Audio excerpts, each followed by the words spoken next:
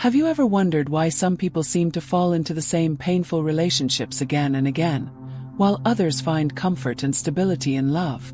Why do some of us feel constant anxiety in relationships, terrified of being left, while others shut down and avoid intimacy altogether? Psychology has a powerful answer to these questions, and much of it comes from the pioneering work of Mary Ainsworth. She revealed something extraordinary. The way we were cared for as infants doesn't just disappear with time. Instead, it writes an invisible script inside of us, a script that guides how we love, how we fear, and how we respond to intimacy decades later. To understand this, we have to return to the 1970s, to a small experiment that became one of the most influential in the history of psychology. The strange situation. In this experiment, Ainsworth and her team observed infants as their caregivers left and then returned to a room. What she discovered was not just about babies, it was about all of us. Some children cried when their caregiver left, but were quickly soothed when they returned. These children felt safe, trusting that comfort was reliable. Others clung desperately and couldn't calm down, showing what Ainsworth would later describe as an anxious attachment. Some barely reacted to their caregiver leaving or returning, choosing to avoid closeness altogether. Avoidant attachment. And then there were those who showed confused, contradictory behaviors. Disorganized attachment. At first glance, this looked like just child behavior. But Ainsworth's insight went deeper. These early patterns become blueprints for adult love and connection. If as children we learned that closeness was safe, we grow into adults who can love with balance. If we learned that closeness was unpredictable, we might carry anxiety, loneliness, or even destructive cycles into our adult relationships. Think about it. How many times have you seen someone chasing after love, desperate to be reassured, only to push partners away with their intensity? That is anxiety speaking, an anxious attachment in action. How many people have you met who say things like, "I don't need anyone," only to secretly long for connection they can't admit? That's avoidant speaking. Avoidant attachment taking control. And then there are those who desperately want love but also fear it so much that they sabotage it. The disorganized heart caught in a storm of contradictions. What Ainsworth showed us is that our struggles in love are not random. They are not signs of weakness. They are the echoes of the bonds we formed long before we even had words to describe them. And this is why attachment theory is so powerful. It explains why so many of us repeat the same painful mistakes in love, and it offers a path toward healing. In this video, we will explore how these attachment styles shape not only our romantic lives but also our anxiety, our loneliness, and even our vulnerability to toxic relationships. You'll see how these invisible patterns play out in friendships, marriages, and even in the way we treat ourselves. But here's the good news. Attachment styles are not life sentences. They are starting points. And with awareness, with effort, and with the right connections, we can rewrite the script. So stay with me, because understanding Mary Ainsworth's insights might just change the way you see love, fear, and yourself. Imagine living with the constant feeling that love could vanish at any moment. Every unanswered message feels like rejection. Every delayed response feels like abandonment. This is the daily reality for those shaped by what Mary Ainsworth called anxious attachment. In the strange situation experiment, these were the children who cried desperately when their caregiver left, and even when comfort returned, they struggled to calm down. The fear of being left never fully released them. And when these children grow into adults, that fear doesn't disappear. It evolves. It becomes anxiety in relationships. People with anxious attachment often feel they must fight for love, prove their worth, or cling tightly just to keep someone from leaving. Their self-worth feels fragile, almost entirely dependent on the reassurance of others. They might say things like, "Do you really love me?" Or "Why didn't you text back right away?" Not because they want to be demanding, but because deep down, love feels conditional, fleeting, unsafe. And here lies the cruel irony. The very behaviors born from fear, constant checking, needing reassurance, clinging too tightly, can push partners away, creating the very abandonment they dread. It becomes a painful cycle. The fear of losing love leads to behaviors that make loss more likely. But why does this matter beyond relationships? Because anxious attachment doesn't just cause heartbreak, it fuels anxiety itself.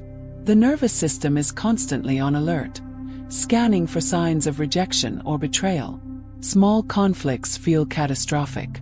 A partner pulling away, even briefly, feels like the ground collapsing. Over time, this chronic hypervigilance can lead to generalized anxiety, sleep problems, and even physical stress symptoms. And let's not forget loneliness. Anxious individuals often feel lonely even when they are not alone, because their fear of abandonment prevents them from fully trusting the love they receive. They crave closeness, yet closeness never feels quite secure enough. This vulnerability also makes them targets for toxic relationships. Someone with anxious attachment may tolerate mistreatment just to avoid being left. They may confuse intensity with intimacy, mistaking drama for love, because deep down, anything feels better than the terror of being abandoned. But here's the hopeful part. Awareness is the first step to breaking this cycle. When someone begins to see their patterns not as personal failings, but as echoes of early attachment wounds, something shifts. They can begin to pause before reacting, to self-soothe instead of demanding constant reassurance, to slowly build the belief, I am worthy of love, even when it is not proven every second. Anxious hearts are not broken. They are simply carrying too much fear. And with safe relationships, therapy, and self-reflection, even an anxious heart can learn to love without panic. So I ask you, do you recognize yourself here? Do you see the signs of anxious attachment in your relationships, in your fears, in the way you search for reassurance? If so, don't see it as a curse, see it as a key to understanding your heart, and perhaps to healing it. Now, let's shift to the opposite side of the spectrum, the avoidant attachment style. If anxious attachment is about clinging too tightly, avoidant attachment is about holding on too loosely, sometimes pushing love away before it can even arrive. In Mary Ainsworth's strange situation, avoidant children seemed unaffected when their caregiver left. They didn't cry, they didn't protest, and when the caregiver returned, they acted indifferent, as if it didn't matter at all. On the surface, this looked like independence. But what Ainsworth uncovered was something more tragic. These children had learned that expressing their needs led to disappointment. That vulnerability was unsafe. So they shut down the outward signs of distress. They built walls. As adults, avoidant individuals often appear strong, self-sufficient, even untouchable. They might say, I don't need anyone. They value independence, privacy, and control. But beneath that exterior, there is often a hidden longing for connection, one that feels too dangerous to reveal. Avoidant attachment shapes loneliness in a unique way. Unlike the anxious heart, which feels lonely because it fears abandonment, the avoidant heart feels lonely because it avoids closeness altogether. They crave intimacy, yet intimacy feels suffocating. They want to be loved, but they fear losing themselves if they let anyone in. So they keep others at arm's length, living behind invisible walls. And here's the paradox. What they fear most, losing autonomy, being consumed, is often less painful than what they create for themselves. Deep, enduring isolation. This attachment style also makes relationships difficult. Partners of avoidant individuals often complain of feeling shut out, unloved, or unimportant. Attempts to get closer are met with withdrawal or silence. Conflict feels threatening, so avoidance may retreat instead of engaging. To them, distance feels safe, while closeness feels like danger. But in that very distance, loneliness grows. Even in relationships, avoidant individuals can feel profoundly alone, because their defenses prevent true intimacy. And just like the anxious heart is vulnerable to toxic dynamics, so too is the avoidant heart, but in a different way. They may end up with partners who mistake their distance for strength, or who exploit their reluctance to demand care. It's important to say, avoidant attachment is not coldness. It is protection. It is a survival strategy born from a time when love felt conditional, unpredictable, or unavailable. By suppressing their need for closeness, these individuals once protected themselves from pain. But as adults, that same defense often becomes the source of suffering. So what is the path forward? It begins with recognizing that independence and intimacy are not enemies. That vulnerability does not mean weakness. That opening up slowly and carefully can create bonds that are both safe and freeing. Avoidant hearts are not incapable of love. They are simply afraid of losing themselves in it. And healing means discovering that true intimacy does not erase who you are, makes you more fully yourself. So ask yourself, do you build walls when love comes too close? Do you equate distance with safety, only to find yourself lonely behind those walls? If so, perhaps it's time to ask, what would happen if, just once, you let someone in? If anxious attachment is driven by fear of abandonment, and avoidant attachment by fear of closeness, then disorganized attachment is the storm where both fears collide. It is perhaps the most painful and complex attachment style, one where love and fear are tangled so tightly that they cannot be separated. In Mary Ainsworth's strange situation, children with disorganized attachment showed contradictory behaviors. They wanted to approach their caregiver, but froze in fear. They might run toward them and then suddenly run away. Sometimes they cried, sometimes they hid. It was as if their hearts wanted safety, but their bodies remembered danger. The caregiver was both a source of comfort and a source of fear. As adults, this pattern often plays out in tragic cycles. Disorganized individuals desperately crave love, but when intimacy comes close, panic rises. They may pull partners in, only to push them away. They may love intensely, but also sabotage that love because deep down, intimacy feels unsafe. To them, love is not a safe place. It is a battlefield. This attachment style is often linked to early trauma, neglect, or inconsistent caregiving.